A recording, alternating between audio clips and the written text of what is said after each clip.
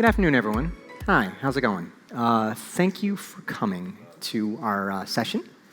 My name is Alan Livingston. I'm a product manager on the G Suite team. And today, my colleague Chad and I are going to run you through the benefits of going cloud native and how that impacts TCO.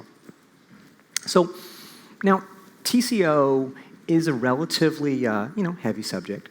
So rather than diving right in to looking at productivity suites, I'm going to try to think about this in a more general context and something that we can probably all relate to. Something simple, the light bulb, okay?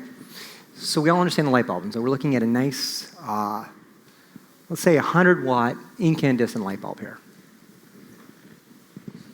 And what is the TCO of one of these using sort of standard US power rates? Anybody, any guesses what the total cost of ownership of that light bulb there would be? Including the purchase price and electricity costs. Any guesses at all?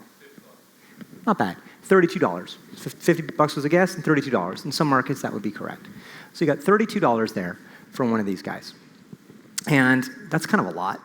It's not great for the environment, but it's also a lot of money when you think about it. $32 for, $1 or $2 light bulb. So these came along, right? Compact fluorescents. And so the idea behind these is very simple, right? They're going to be a lot more energy efficient. They're about maybe 6 times more energy efficient than a similar light. Any ideas what the TCO on one of these is going to be for the equivalent lifespan? They last longer, so you got to kind of prorate it down. Any ideas? Rough costs, including the purchase price? About 10 is about right. And so it depends how much you get it for, but about 10. And so significant savings, right? And the payback period on them is pretty quick. It's about 6 months, depending on, again, sort of the typical setup that you're going to see. So this is a project that you would, if you're thinking about investing in a project and you're thinking rationally, it's probably a pretty good investment to make, these light bulbs. But then you're going to say, well, there's the time value of the money, it's the payoff. And, again, I use some variables here, but unless you're financing it at 87% or higher rate, then it makes sense to get it. So even it actually makes sense to just buy them on your credit card and not even pay the bill. That's what a good investment they are. But there's one thing that's kind of weird, and you see this, is these things never really caught on. And they've been around for, well, I've got 25 years here, but they've actually been around longer, in other form factors. And, you see them in 2000 kind of coming up, and you've actually seen them kind of back down a little bit here. This is US adoption data. It's actually blended, I think, Connecticut and California. But you see them coming down, and then you see these kind of weird bumps along the way. And what was happening the whole time is there were a lot of government programs and incentives to just incentivize people to get these things. And even though the TCO on them and the payback was already ridiculously high, there were all these incentives where you get them cheap or things like that. But then the retailers would find people would come back, they'd get one cheap, and then they'd go, and they wouldn't like it, or they'd come back and the program wasn't there, and so they'd rip them out and put incandescent back in. And there was another problem with them, which was they're actually a deficient product, right? And they're deficient for a whole bunch of reasons. Most people find the light quality in them not very great. They flicker a bit. The form factor, they tend to stick out. They're getting better now, but they actually tend to stick out. A lot of the older ones had slow startup, and they're not compatible with dimmer switches and some other applications. So, you look at that, you've got a product with compelling TCO arguments. I mean, really far and away a slam dunk as far as an investment, and yet it struggles to catch on. So TCO by itself isn't enough, which brings us to this guy here, LED light bulb. So ran the same kind of numbers on these, same power rates. TCO is a bit better on this, about $7. They're a little more efficient and they last longer. So you can amortize the cost over longer, and so it brings the TCO down. I mean, they're already compelling. Compact fluorescents were already compelling. This is a little bit better. And you're financing again, as long as your credit card, which I hope it isn't, is charging less than 112% a month, you're good to just charge it on your credit card and not even pay the bill back. It's such a good investment. So solid investment. So it's got the same kind of financial characteristics, but it's actually seen better adoption. So this is the same data overlaid where you've got the blue as the compact fluorescent, and then the red is the LED light bulbs. And you're seeing, a very sharp uptick in the LED adoption and a corresponding decrease in the compact fluorescent. And it's not explained by the relatively modest difference in TCO. It's clearly explained by the product characteristics themselves. It's better light quality. Form factor is great. You can identically match incandescent. You can also have other form factors. Startup's good. And they're compatible with dimmer applications. The dimmer switch is another application. So it's just a superior product, right? It does exactly what the incandescent light bulb does, but it's got a better TCO. It's not an inferior product. It also does other things. Because they're so small, you've got new formats. And the extreme long life of them allows you to permanently put them into some fixtures, and you don't even have to have them to be removable. So it looks like a product with a really strong runway because of this. So let's talk about another one. Well, let's kind of lay this out. And so we've got kind of our TCO getting better as you go up, and the product benefits getting better as you right. Nice simple 2x2. Really what it looks like is you need both, in this world to be successful. You need to have both a compelling product that's really usable and really good for the purpose, and TCO, because people aren't just number crunchers. They need something that makes sense. Let's talk about another common case. We've got ourselves a hybrid car here, right? And so what do hybrid cars do? Well, typically they've got a bit of a premium over the conventional cars, and they've got a bit of a better fuel economy. But with the way gas prices are right now, they're actually not really a compelling TCO buy. And so this was a study that was done on 2016 models, a projection with current gas prices, and it found that only 24% of hybrid cars had a projected TCO lower than the equivalent conventionally fueled cars because the premium was just too high for the savings. And, all things being equal, some people prefer hybrids, some people don't, like the way they drive and things like that. Let's even just call them equal. That itself is not a great, a kind of a great trend for hybrid cars. And you see that in the relative penetration of U.S. auto sales. And so they actually are coming down as fuel prices come down. So even the product's probably equal, or some people prefer one way or the other. But without the TCO element there, it doesn't make a whole bunch of sense to ask people to put that investment in ahead of time, and then not even see the payback. There's certainly environmental benefits, which appeals to a niche of the population, but the straight dollars and cents just don't bear it out.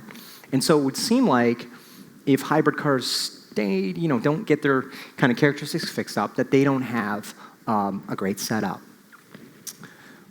So with that out of the way, just kind of some framing, let's apply this to a lot more complicated subject, which you guys actually came here, because I'm guessing you probably didn't come down to the basement of the Marriott on a lovely afternoon to talk about light bulbs. So we're going to talk about SaaS applications and productivity software.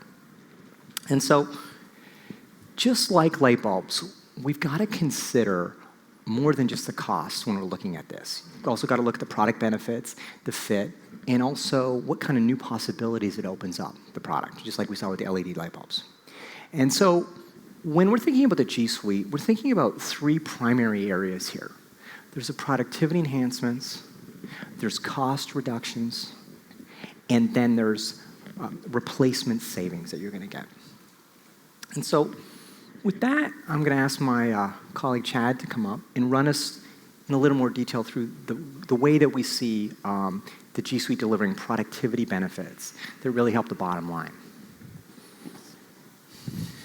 Okay, thanks, Alan. We wanted to start off by talking about productivity because these benefits aren't always as obvious at first glance, but they're a key part of the value that G Suite offers. We want to think about things like what is possible in G Suite and the cloud that wasn't possible in an on-premise or even hybrid environment. How can we take collaboration and make it a really powerful tool that can make people more efficient and more effective? And how can we engage and connect with even remote and deskless workers so that we can bring them in and make them more closer part of the team? And so these are some of the things we want to think about as we go through this next section here. The first thing that I want to touch on is real-time collaboration.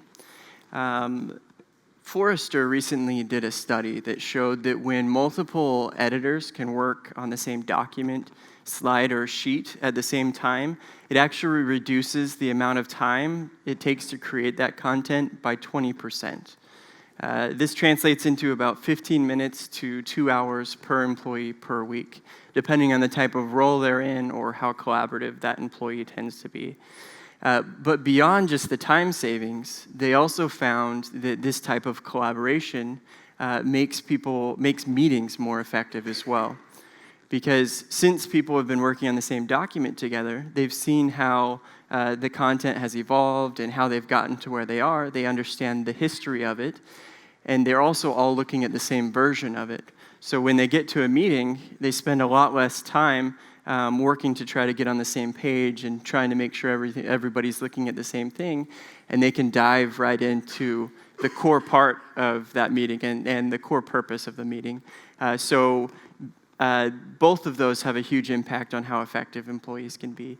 I also want to hit on Hangouts as well, because what Hangouts does is it creates an environment where it's very easy to engage with other teammates over video, where you can have those face-to-face chats really quickly, instead of having to rely on slower forms of communication like email, where there tends to be some latency and some lag between asking questions and getting answers.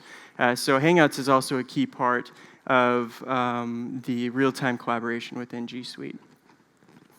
Mobility is also something I want to touch on. In today's world, with the prevalence of mobile devices, it's more important than ever that employees and people within an organization can access the information they need from any device and from anywhere. And G Suite enables this. Whether you're on Android or iOS or a laptop, using Google Drive, your files are there at any time. They're easy to access, they're easy to work with. So mobility is something else that's really key. Beyond just being able to access the information, though, G Suite also enables people to use their own personal devices. So instead of having to adapt to a new device and the differences between that and what they normally use, they can use something that's comfortable to them and be more focused on what they're trying to do and less on how they're trying to do it. I want to hit on Hangouts again here, specifically how management communicates with their teams. Forrester also found that when management effectively uses Hangouts, they can reduce the amount of travel time they have to do by 40%. So beyond just having a reduction in the time they have to spend traveling and the budget that goes along with that, that lets management focus a lot more on their important tasks than jumping on an airplane to try to fly somewhere to communicate with their team. This is just a quote by Keith Chisholm, who at the time was a program director at Rentokil Initial, and they actually saw this benefit within their company. They saw that when they started using Hangouts in the leadership team, they were able to communicate with their team and really connect with them and have a really good understanding of what was going on with their team, and at the same time, they were able to reduce their travel by 40%. This, again, beyond just the big budget decrease that had on their company, it also increased the communication and the impact that leadership could have while still giving them more time to focus on other tasks that they needed to get to. Now, when I talk about social engagement, your first thought might not be productivity. But what social, and in the case of G Suite, what Google Plus does, is it enables people to form connections. Beyond the formality of a meeting or the brevity of a hallway conversation, it lets people share ideas, and it lets them share their interests with each other, regardless of their location, regardless of their role. So as they start to form these more social connections with the people that are around them, they become more and more engaged in what they're working on and who they're working with. PwC did a study that showed when employees are engaged, they actually are 30% more satisfied with their jobs, and they generate 32% more ideas. So what this social engagement does is it makes people more invested in their workplace. It makes people more excited about what they're working on. It increases the retention of people staying within their workplace and staying within their organization, and helps them to have a bigger impact because they're more invested in what they're working on. They're more invested in the goals of that organization and what they're trying to accomplish. So social within an enterprise can have a huge impact, a profound change in how employees feel about where they are and what they're doing. And then the last thing I want to touch on in this section is extensibility. Through the APIs that are offered through G Suite and a tool called AppMaker, organizations can integrate their systems and infrastructure to be part of the suite. So basically that means that all of your information and all of your data can work together to create solutions that weren't possible before when everything was segmented and segregated. I want to touch a little bit more on AppMaker too, because what AppMaker is it's a tool that enables organizations to very easily create powerful tools that can automate processes that employees and people would normally do over and over again. So AppMaker takes those redundant tasks that people are working on and automates them so that they can focus on things that have more impact and are more central to the goals of the organization. AppMaker is something that we're really excited about, and I'd encourage everyone during the product roadmap session on Friday, they're going to be doing some demonstrations of AppMaker and things and how you can use it and how you can build tools with it. I'd encourage everyone, if you have a chance, to attend that because it's something that we believe can really change how people work. Now, I've talked about a lot of classic examples of productivity. I've talked about how we can take what people are doing and make them more efficient at it, how we can kind of change how they approach problems. What I want to do now is talk about how we're kind of going beyond productivity, how we're using Google Smarts and machine learning to start to remove some of the tasks that people normally would have to focus on. And honestly, this, in my opinion, is where things get really exciting because we're just barely starting to scratch the surface in this area. We're barely starting to look and see what's possible. But as you'll see, even these early examples can really change how people work and can make them more productive and more efficient. So we're excited about what we can do here and what we can bring to the market. But again, these are just the start. So the first thing I want to touch on is what's called Sheets Explore. What Sheets Explore does is it enables people to use real-world language to build a query. So instead of having to go into a sheet and figure out what formulas they want to use and how they put those formulas together to answer a question, they can simply type the question that they have, and Sheets will build the formula for them. Now, this is hugely important because what we found is that only about 30% of the people in an organization know how to effectively build a formula and how to answer a question based on data that they have. So you think about that, that means that 70% of the people in your organization are answering questions and are making decisions with less information than they could and should have. That's huge. So Sheets Explorer opens up all the data that an organization has to better inform and to better answer questions that people have. We think this will have a profound impact when widely used on how people look at data. And you think about how much data we have nowadays and how that's just going to be more and more as we move forward. We're really excited about the impact that Sheets Explorer can have. The next one is called Slides Explorer, or sometimes called Auto Layout. And what this does is it allows people to put images or text on a slide and then use this feature to help them organize the slide and help them figure out what the layout should look like and build a deck around it.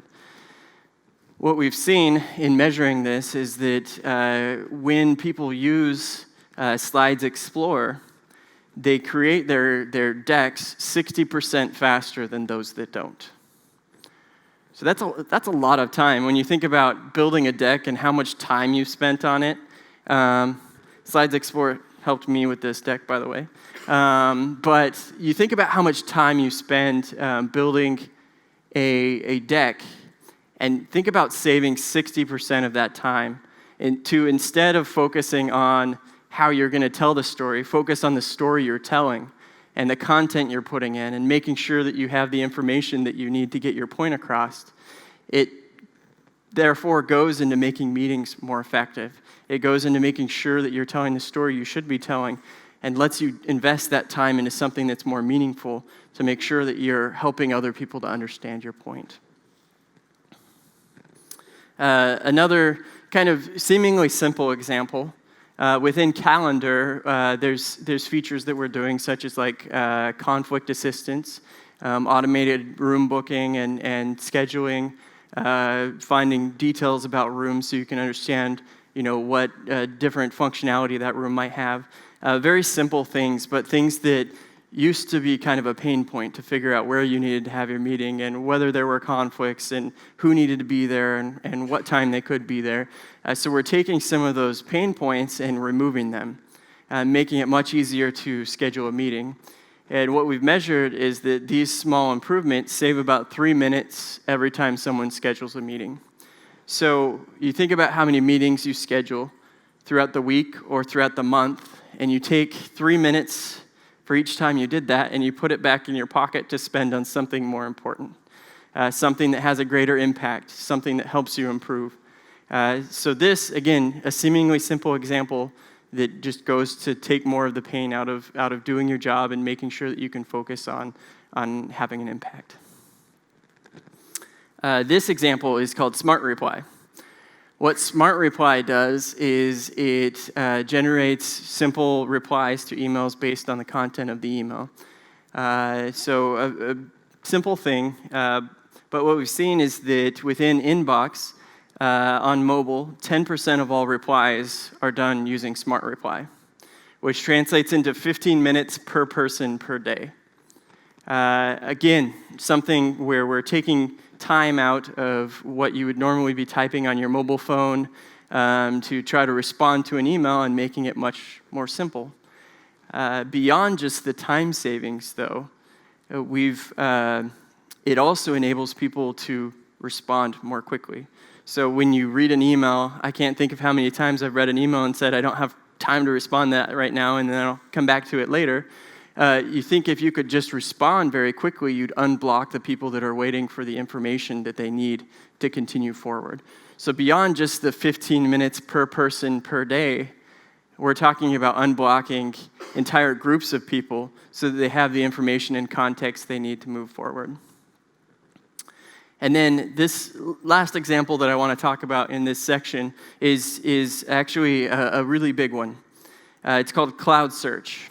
And McKinsey did a study that showed that knowledge workers spend about 20% of their time looking for information. 20% of their time. That's the equivalent of 1 out of every 5 people not showing up to work in a given day. You think about the impact that has of people just searching for things and not being able to find them. So Google, we made our name by organizing information and making it easy to find. We started by doing that for the internet, and Cloud Search is us starting to do that for your organization.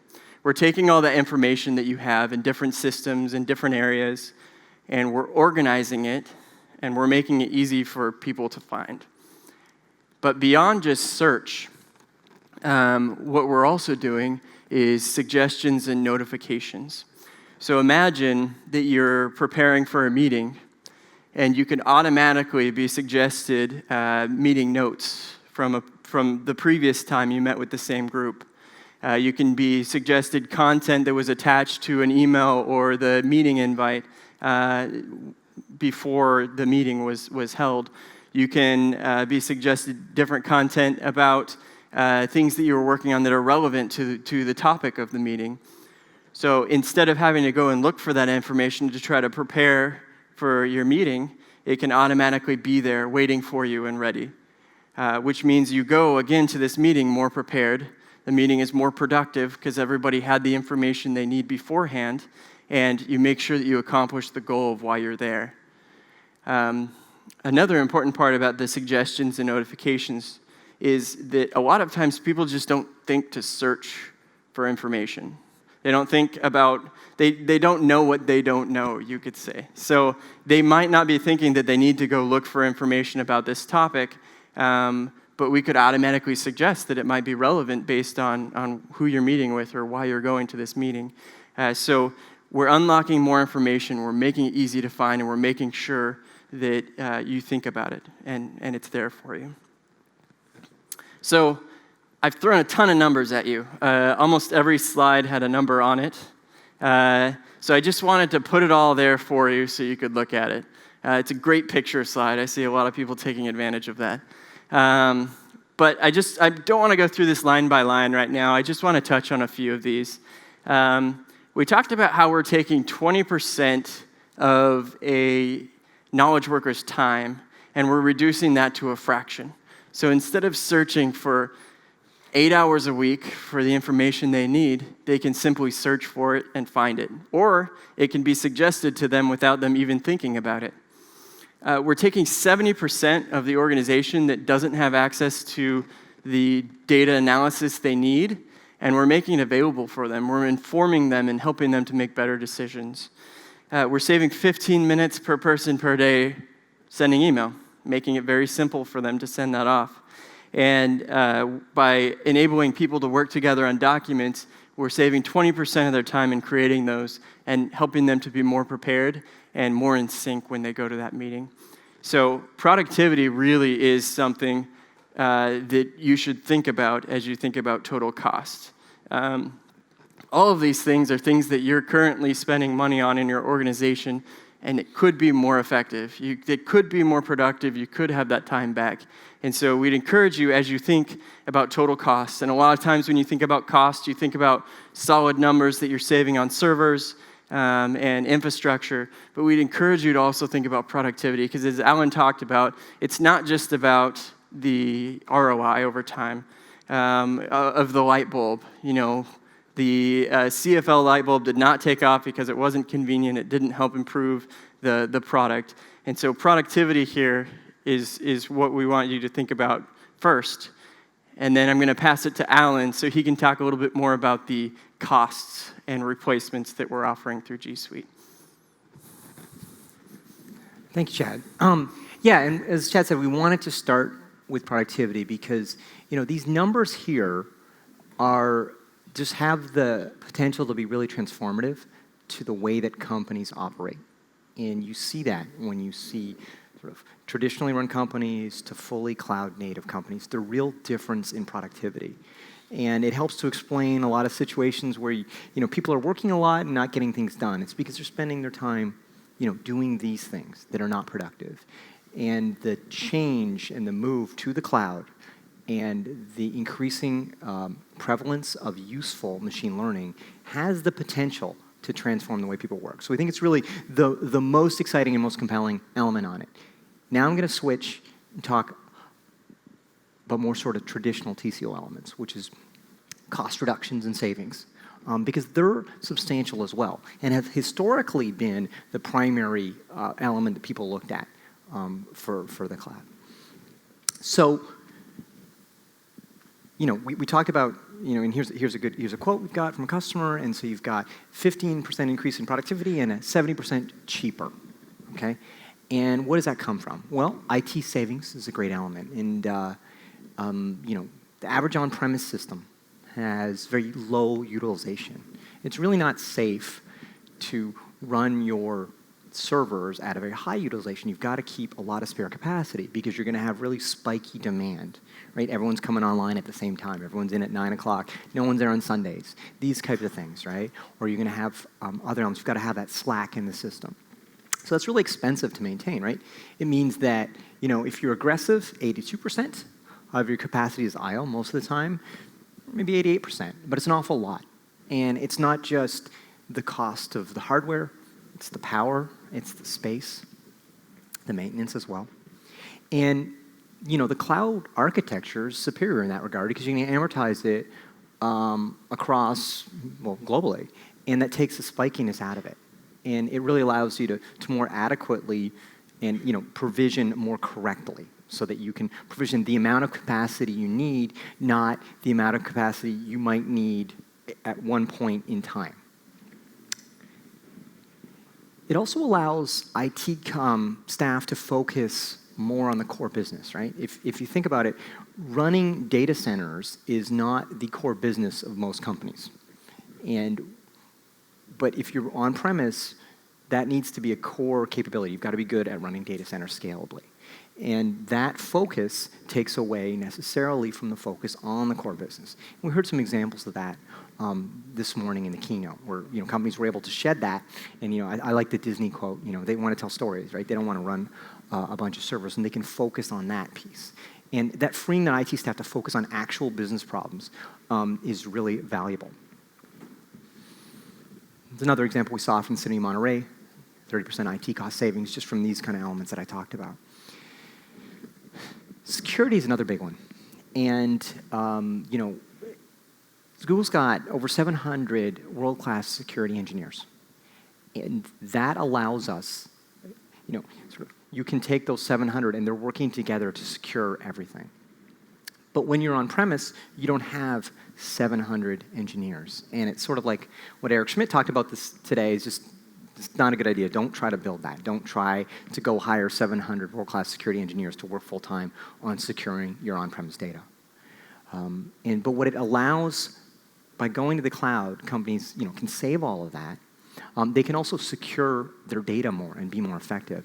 And you're kind of caught if the idea is to remove the physical boundaries that you have in your company, right? So traditionally, companies were kind of locked in. If you're on-premise, you can access the data. That's not really acceptable for nowadays. And so you've got to kind of get rid of that. But if you do that, then you've got to secure everything, right? Because you've got all these threat vectors can be coming in. So you can go and hire 700 security engineers, or you can deal with, occasional breaches.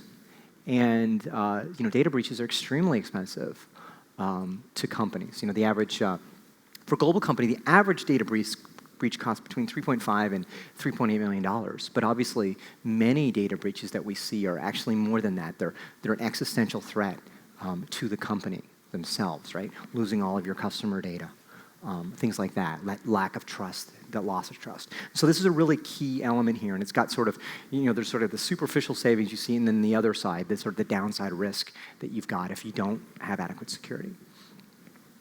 And agility is great. And so this is sort of the other side of the utilization piece that I talked about.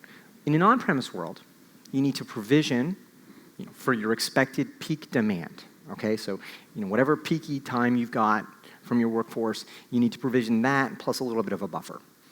But you don't really have any agility there. And the example this morning of, I guess we lost our slides, but I'll keep talking. So the example this morning of Pokemon Go was a really good example, right? So, the creators of that, experienced load that far, far exceeded what they expected. Immediately they exceeded their lifetime projection. I can't even remember the multiplier that it was. But if you think about that, they wouldn't have been able to deal with that in an on-premise model. And so that agility allows you to explore new businesses, and it allows you to also focus on expanding quickly into new markets. And at this point, I'm actually running out of content. So I'm hoping that we can get the slides back. You have those cues where you think of the next thing that you're going to do. I shall bravely soldier on here. Let me talk about. Actually, I was going to talk about the release process as well, because that came up this morning on the agility side. And it was the same thing, the creator of Pokemon Go. If you think about how that works, they they were able to not focus on building out this IT infrastructure, as was Snap as well for Snapchat. And what that allowed them to do is it allowed them to have a much faster development process because they were freed from all of that other load. So that agility brings you these benefits of being able to release software and develop faster and solve customer problems a lot faster. And I think we're almost there. We're almost there? Good. Another one that I want to talk about was change management. Change management is a cost, obviously. You know, anytime your employees are going through a change, you've got to manage that change. Well, you don't have to manage that change. You can let the employees deal with it themselves, but oftentimes that is not advisable. And so one of the concerns people have sometimes when they're moving to the cloud is they think about change management, how expensive that's going to be, that it's going to be a big undertaking. And I think you heard some examples this morning at the keynote where, you know, you've got some customers coming in and, you know, activating 20,000 employees over the weekend or things like that. And what we found with customers moving to the cloud is because the experiences are kind of what they're used to and what they expect, the change management process is really, really easy and simple.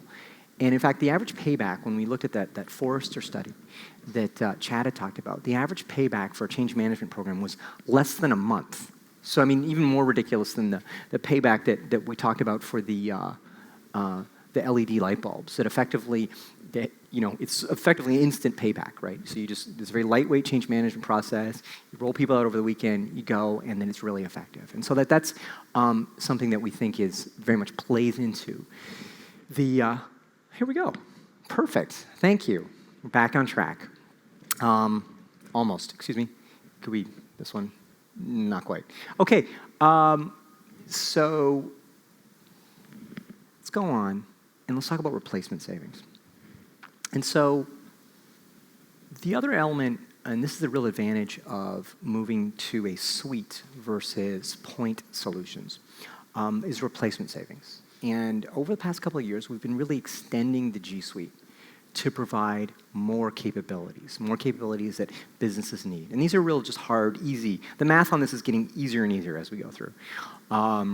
So, you know, the G Suite consists of a whole series of different applications that work seamlessly together. And we've introduced new ones very recently. Chad talked about G+, talked about Cloud Search. Those are both recent additions to the G Suite. We've also got Keep is in here. And we've also have a lot of admin capabilities, you know, that we don't show as logos here, but are super, super useful. So let's talk about data loss prevention. So data loss prevention allows you to set customized policies so that, you know, depending on the content that you're seeing in documents or emails, you're controlling, you know, the sharing settings or who can send what to where or how you trigger a report on that. And, you know, the cost of data loss prevention software varies, but, you know, we used, so sort of a typical market example would be around $2 a month per user. And that's just included in the G Suite.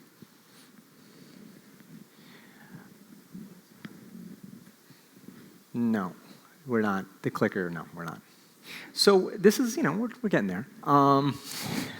It doesn't click through. Okay, so next one, let's talk about e-discovery. And so in order to comply, you know, companies have to comply with legal requests and data discovery elements, and so they need an e-discovery and archiving system. And, you know, the G Suite includes that with Vault. And we looked at the market and we found that, you know, systems like that can cost, you know, the cost is variable again, but a lot of times sort of a market reference price would be about $60 a year per user, which again is pretty material. Let's see if we can do that. Okay, here we go. Perfect. So there's e-discovery. Let's keep going on that. Another one's identity as a service, right? And so there's this transformation that's happening in the cloud, in IT infrastructure right now. Obviously, everyone's moving from an on-premise way of doing your directory into the cloud. And, you know, you can either buy a point solution for that, or you can have one integrated with the G Suite. And the price of this is actually quite variable. You're going to see prices anywhere from $12 a year per user up to $72 a year per user, depending on the functionality. And we're continuing to build out these capabilities in G Suite. And so the advantages are, you go with the G Suite and you can get rid of all of these category items. You just cross them right out. One more, mobility management. How are you securing your devices, right? I said we're in a multi-device world. You need to secure those. You need to set policies on your devices. You need to control what kind of applications are installed on your devices by your users. You need to occasionally remote wipe them if they're lost. All that is provided by enterprise mobility management. Some people would traditionally have called this mobile device management. Average market price you're seeing is around $54 a user per year. So all that adds up to an awful lot, right? We talked about the productivity savings, talked about the IT cost savings, and we also talked about the replacement cost savings. So Chad's going to run you through the total cost, TCO calculator in a little bit more detail and how that all fits together. Thank you. Thank you, Alan.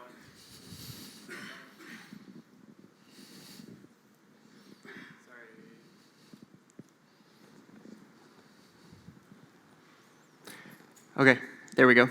Thanks, Alan. So we've talked about a lot of costs and a lot of things that feed into costs.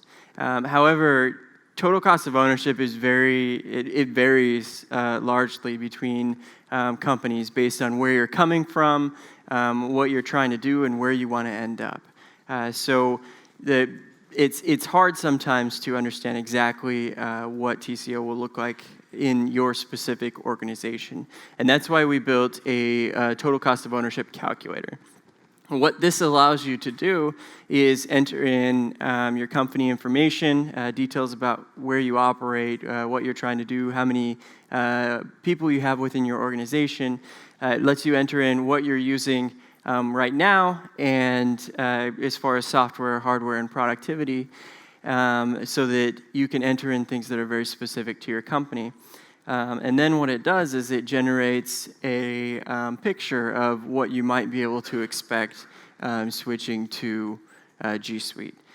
So it breaks things down based on where you might see savings, what your return on investment might be, and kind of gives you a better picture, very specific to you, what you might expect. And so it's a little bit more applicable directly to what you're coming from and what you're looking at.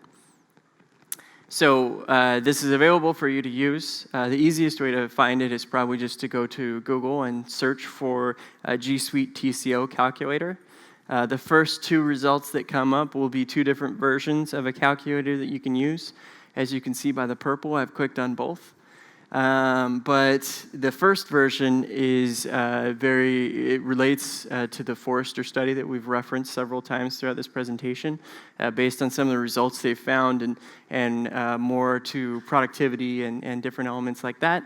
And the second one is more general purpose, where you can see what you might expect coming from on-premise or hybrid or a different cloud provider, and just kind of gives you a better picture of kind of the cost that you could save and the impact that G Suite could have on your total cost of ownership. So we'd encourage you to go and check those out just to get a better picture of some of the things we've talked about today, more directly applicable to your specific company. So I want to pass it back to Alan so he can kind of summarize some of the things we've talked about. Great, thanks, Chad.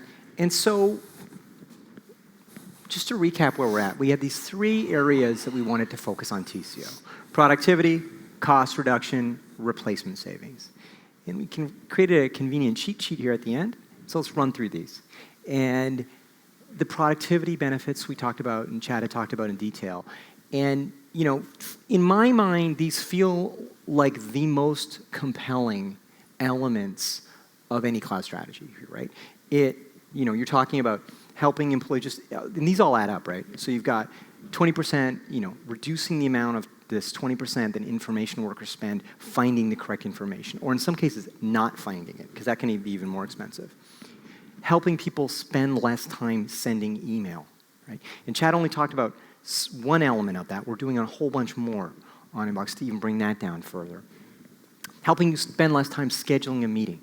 Average information worker spends up to 300 minutes a month scheduling meetings. So bringing that down, right? And all the frustration that brings with it. And the suboptimal scheduling, right? Computers are much better at these kind of scheduling problems than humans, right? And so the productivity gains are there. Being able to complete slides fundamentally faster. And this one's really interesting because I remember when I first saw this feature, I was a little skeptical of it. And what kind of did it for me was, so I was at home and I have 2 elementary school children, and one of them was doing a report, and he was, sitting there, getting the slides lined up and getting all the images lined up. And the other one walked by and looked at him and said, "Just use Slides Explorer already," and rolled his eyes and walked away. And it told me 2 things. One, I've got to do a better job in parenting overall. Kind of got to watch that attitude a bit. But then the other point was just how easy this stuff was to use, even for kids, and that it was so obvious to them that the value of it. And so that's a huge element there.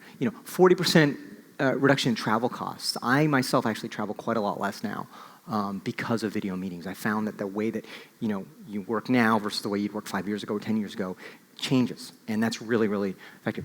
More employee satisfaction, more for retaining.